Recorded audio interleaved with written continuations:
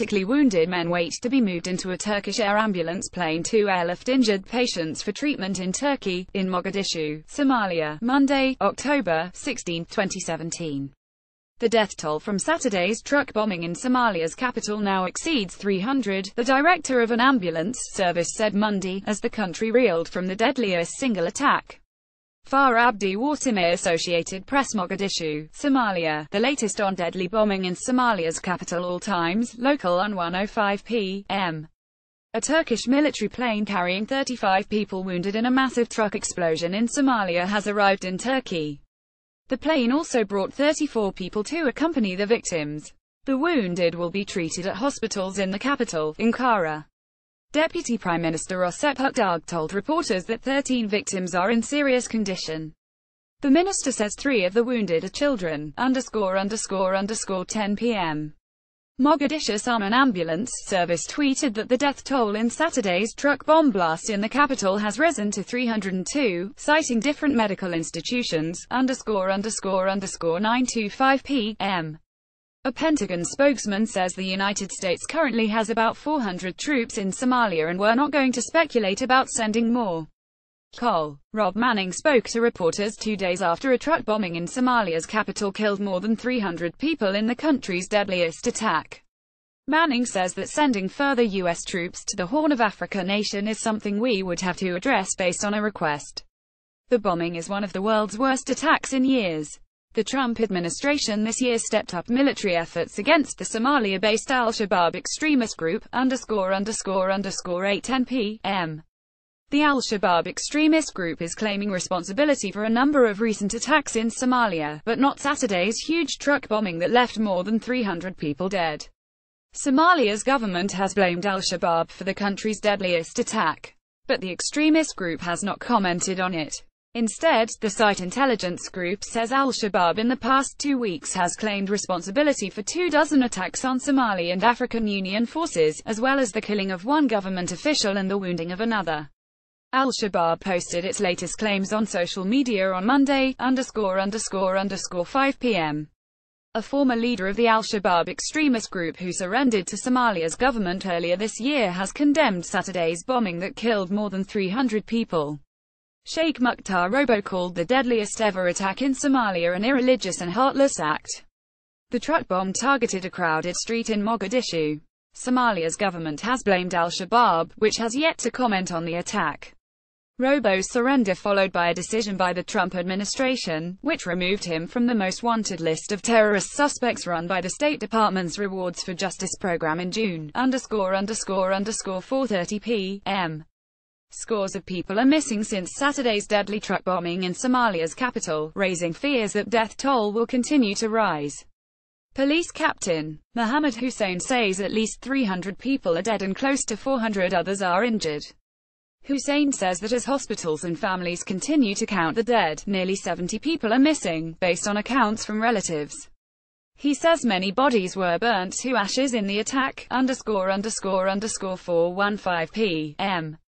The Eiffel Tower will dim its lights in solidarity with Somalia and in mourning for more than 300 people killed in the country's deadliest ever attack. The tower management tweeted Monday, "I will turn myself off at midnight to pay homage to the victims of the Mogadishu attack." Normally the Paris monument stays lit later into the night. The Paris mayor has increasingly asked the tower to dim its sparkling lights to honor victims of extremist attacks around the world. Somalia's government is blaming Saturday's truck bombing on the Al-Qaeda-linked Al-Shabab, Africa's deadliest Islamic extremist group, which has not commented. 1:50 p.m. A 50-year-old man who lived in Minnesota is among the more than 300 people killed in a powerful bomb blast in Somalia's capital, Mogadishu. The Minneapolis Star-Tribune reports that Ahmed Abdikar Ayau died in Saturday's explosion. The executive director of the Minnesota chapter of the Council on American-Islamic Relations told a news conference Sunday that Ayau was in his hotel room when the bomb went off.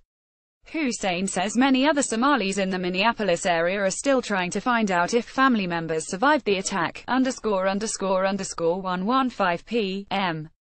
The director of an ambulance service in Mogadishu says 15 primary school children are among the over 300 people killed in Somalia's deadliest blast. Abdul Qadir Adam told the Associated Press that the children were on a school bus died when the massive truck bomb detonated nearby. Saturday's attack struck a crowded street near some of Somalia's government ministries. About 300 people are injured, many of them badly. 11:45 a.m. Turkey's state-run news agency says the country's health minister has arrived in Somalia to coordinate the evacuation of some of the wounded in the truck bombing in Mogadishu.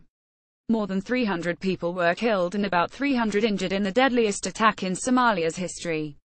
Anadolu agency said Health Minister Ahmet Demirkan is accompanied by 33 Turkish medical personnel.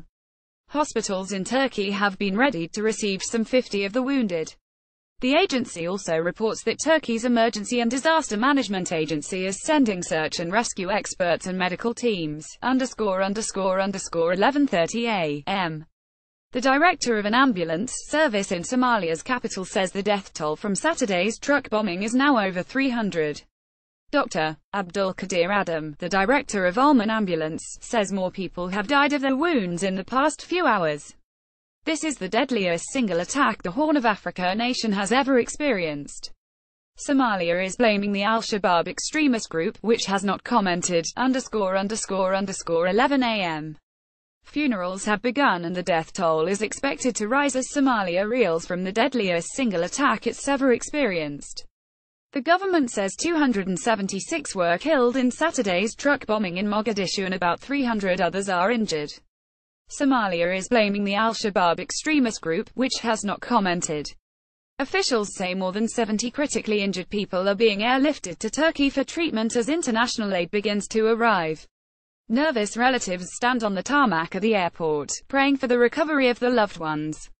Overwhelmed hospitals in Mogadishu are struggling to assist other badly wounded victims, many burned beyond recognition.